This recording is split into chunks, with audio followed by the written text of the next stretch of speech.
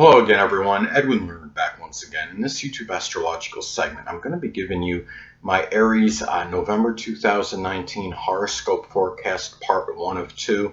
And yes, this does apply and pertain to the sun, moon, and ascendant. Anyway, people, first thing up is, well, as far as November goes, the sun will be in Scorpio from the 1st until the 22nd. So the 8th house is what will be emphasized and highlighted at this time.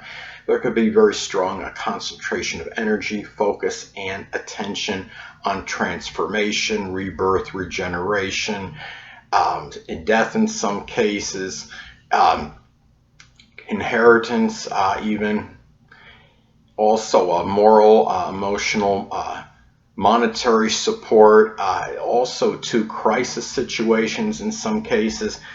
Could also be matters with insurance and taxes as well. And given that this is an even legacy, sometimes surgery in isolated cases, but given that this is Scorpio energy, this may be done with a lot of emotional intensity, a lot of passion, a lot of resourcefulness.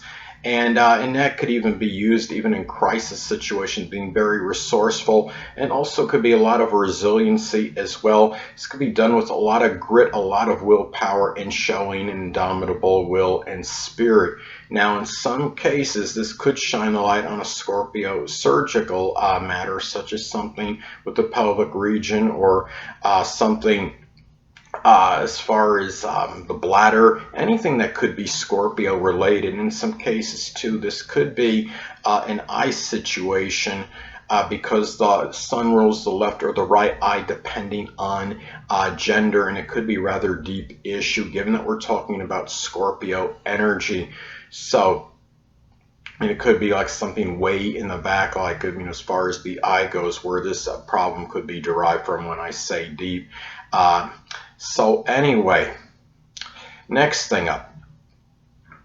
Well, the sun will be in Sagittarius as far as November goes from the 22nd till the 30th. So the 9th house is what will be emphasized and highlighted. So at this time, well, this could be a lot of concentration of energy, focus, and attention on philosophy, higher education, religion, in-laws, grandchildren, publishing, traveling abroad, global communications.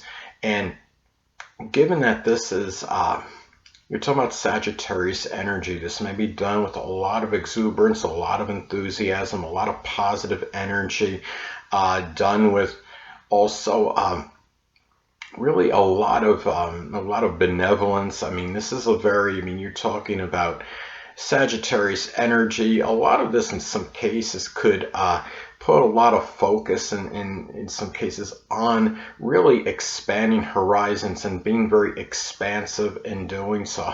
So to speak, this is very good energy when you're talking about the sun in Sagittarius and the 9th house being emphasized and highlighted. Could be a very good period for going outside the box and again expanding one's horizons. Now it could also be putting some focus and shining the light, so to speak, on a Sagittarius in-law or grandchild. It could be a Sagittarius sun, moon, or ascendant person, or simply one that embodies Sagittarius characteristics. And remember that the sun can represent a dominant male in one's life. So this could be like a father or some other dominant Sagittarius male or Sagittarius sun, moon, or ascendant person, or one that embodies those traits that might be figuring very prominently in one's higher education, religion, the philosophical outlook at this time, and even plans that are connected with traveling to another country perhaps. So anyway, well, next thing up, there will be a full moon in Taurus on November 12th. So the 2nd house is what will be emphasized and highlighted at this time. Well, one way this may manifest and pan out, this could be a completion or culmination of a Taurus money-making endeavor. It could be something connected with banking or financing or being a stockbroker.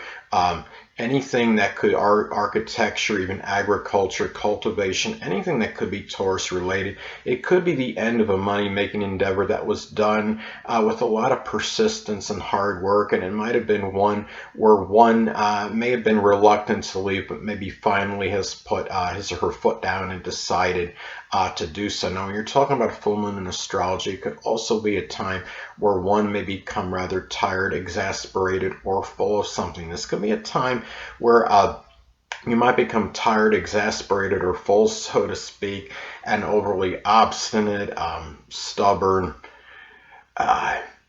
could be very stolid, stoic, a person that's very immutable and unmoving, unwavering.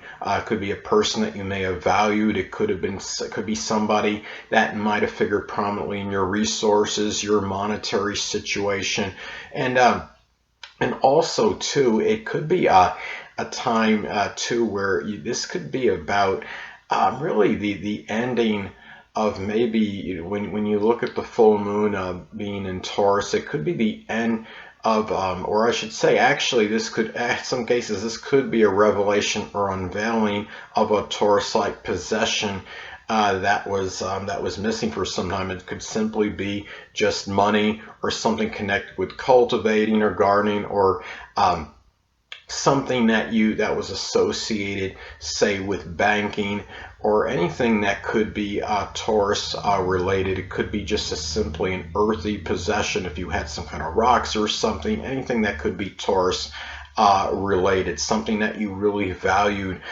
for some time, and this is the time where it could come out and be exposed. And this could also be a time too where maybe somebody you valued, it was revealed, was overly avaricious or greedy, and you're really and it could be a time too where that could that's how that could come out. And also a time too where, I mean, the second house is also the house of self-worth and self-esteem. It could be a time too where you finished doing something that required a lot of patience and persistence and tenacity, and that really might have done something to improve your self-worth and how you feel about yourself. It could have just been simply working out vigorously or improving maybe just your general monetary situation. So anyway, well, the next thing up there will be a new moon in Sagittarius on November 26th. So the ninth house is what will be emphasized and highlighted. Now at this time, well, this could manifest a number of ways. This could be the start of one beginning a Sagittarius, perhaps publishing endeavor, or even higher education. It could be something, obviously Sagittarius related, such as something with publishing, advertising, higher education, translation. It could be something connected with sports or the law, anything that could be Sagittarius related, something, or even just like I said, anything that could be connected with the zodiac sign Sagittarius. And anyway, well, another thing too about this could also be, in some cases, this could be the rekindling of a Sagittarius-like connection with an in-law, with a grandchild. It could be a Sagittarius sun, moon, or ascendant person, or simply one that embodies those traits. Or this could be the beginning where you're welcoming in a Sagittarius sun, moon, or ascendant in-law, grandchild, or one that embodies those traits. It could be the start of maybe exuberantly and enthusiastically starting some entering some religious congregation, starting a religion, or starting to become more travel-minded, traveling abroad, a publishing endeavor, maybe done with a lot of expansive and enthusiastic, exuberant Sagittarius energy at this time. And some cases too, I mean, looking at the ninth house, it could be a time too where you begin to start something that is really, again, I mean, given that this is the ninth house, it could be the statement where something with Sagittarius related college education or publishing, or even in some cases it could be some global communications that may be done, that you may start at this time. And also too, it just could mean those are some ways that this could manifest and pan out. And maybe it's a time too where you start becoming, as far as being like that incorrigible optimist, like that Sagittarius energy may play a role in your philosophical outlook at this time as well. So those are some ways that this could manifest and pan out for you, Aries. So anyway. Well, the next thing up is Mercury will be in Scorpio still, so the 8th house is what will be emphasized and highlighted. It will be retrograde from the 1st until the 1st until the 21st of the month. This could manifest in very provocative, deep, probing conversations with a sexual partner, someone you're in an intimate relationship with. It could be a time too, I mean, given that it's going to be retrograde for a good part of the month, it could be a time where you might be going back, where you're mentally, investigating something that could be 8th house related and doing a lot of dig deeping that maybe you stopped at one point, but now you're going back to. It could be over a tax issue or something with insurance.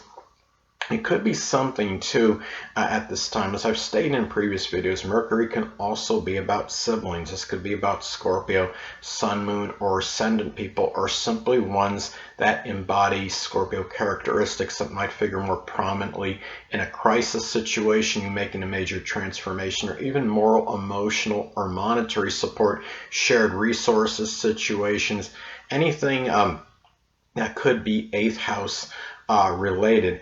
Now, given, I mean, a lot of this, whether they're actually beneficial or more to your detriment in those situations, a lot of that could be predicated and dependent upon aspects that this makes to points in your chart. If it makes, say, an adverse aspect to your natal Saturn, they might actually be a little more to your detriment, causing some loss in these areas and some dejection and sorrow, despondency. Now, let's say that this transit is making a sextile or trine to your natal Jupiter, then the opposite may be true, and they might be more auspicious and beneficial in these areas. Now, anyway, well, the next thing up. Well, Venus will be in Sagittarius as far as November goes, from the 1st until the 25th. So the 9th house is what will be emphasized and highlighted. Well, at this time, Aries, if you are unattached, you may connect with a Sagittarius, Sun, Moon, or Ascendant person, or simply one that embodies Sagittarius characteristics. It could be somebody that you may meet through traveling abroad. It could be through a publishing venue. Even at a religious congregation or higher education venue. It could be at a college, university, and it may be, it may be a Sagittarius, Sun, Moon, or Ascendant person, or one that embodies those traits, and might even be at this time too. And well, another way this could manifest, this could be about valuing philanthropy and optimism, expansiveness, exuberance, enthusiasm, even jocularity in your dealings with in-laws, with grandchildren at this time, even the outdoors with these people, and even as far as expanding your horizons. I mean, if you hadn't been outdoors really that much at this time, Aries, this could be maybe that time where you might really value it a little bit more, and really valuing going outside the box and doing it with a lot of that Sagittarius optimism at this time. So anyway, it could also be a time where you might be making some kind of, you might be making money doing something Sagittarius related, such as something with publishing or advertising, translation, working with foreigners. Could be doing some stable work with horses or sports, or doing something with the outdoors. And this could be done perhaps in a foreign country. It could be done with an in-law or a grandchild, or anything that could be 9th house related. So anyway, and also too, I mean, it could also be a time too where you might make some money through something in connection with the law, since we're talking about Sagittarius and 9th house energy. So anyway, people, last but not least, Venus will be in Capricorn as far as November goes, from the 25th until the 30th. So the 10th house is what will be emphasized and highlighted.